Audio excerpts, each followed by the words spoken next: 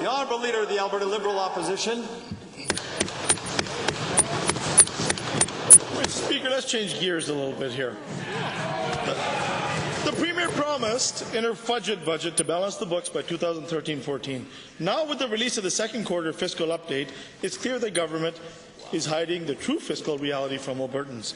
First, it changed the definition of balanced budgets, and now it's breaking its own Government's Accountability Act by refusing to release details on fiscal assets and liabilities as required by law.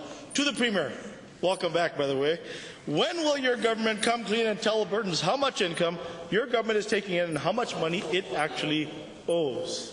Honourable Premier. Well, Mr. Speaker, I'm very pleased today that the Minister of Finance and President of the Treasury Board had the opportunity to again update Albertans on our current fiscal circumstances.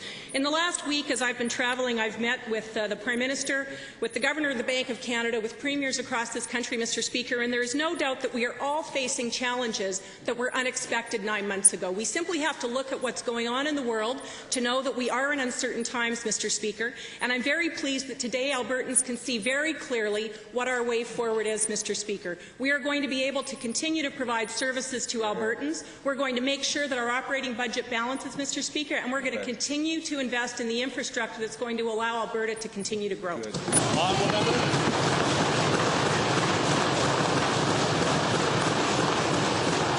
Thank you, Mr. Speaker. Given that Section 5.1F and 9.1 of the Government's Own Accountability Act, it requires the government to disclose the assets and liabilities. Given that it has now failed to provide this information in both fiscal updates and in the FOIP request by the Canadian Taxpayers Federation to the Premier, why is Alberta's balance sheet of fiscal assets and liabilities a cabinet secret? Why won't you tell the public? Honourable President of the Treasury Board. Well, Mr. Speaker, I'll be tabling in the House a little bit later on the second quarter fiscal update and economic statement. Mr. Speaker, I am not tabling the third budget of this year in this House. I am tabling an economic update as per the requirements of the legislation. And if the honourable member would care to peruse this document, which I might add is more information than most jurisdictions across Canada provide at a mid-year point in time, he would be able to ascertain exactly the answers he's looking for if he was bothered to do the research that he needs to do, Mr. Speaker. We clearly have outlined the revenue that we are generating in the province. We have clearly outlined the debt that we have on the books today. We have clearly outlined where we are at 6 months into our budget year, Mr. Speaker. Honourable Member. Thank you, Mr. Speaker.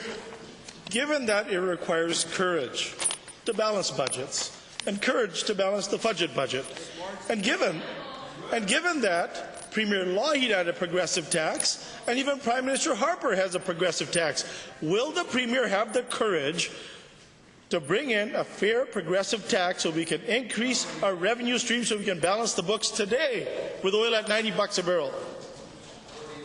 Honourable President of the Treasury Board. Well, thank you, Mr. Speaker. In the simple truth of the matter is, Mr. Speaker, that when we bring forward the budget next year, it will have an operating plan, it will have a savings plan, it will have a capital plan, because Albertans have told us they want to have a home in the healthcare system, Mr. Speaker. They want to have their kids have access to post-secondary and education for their future, Mr. Speaker. They want to be able to get to work on time, not congested. They want to get products to market, Mr. Speaker. All of that will be in a balanced budget presentation for the 13-14 year. We have made that commitment, Mr. Speaker. The Premier has told me that it will be done because it meets the vision that she has for this province when we have 5 million people in the province, Mr. Speaker. That's what this government will do.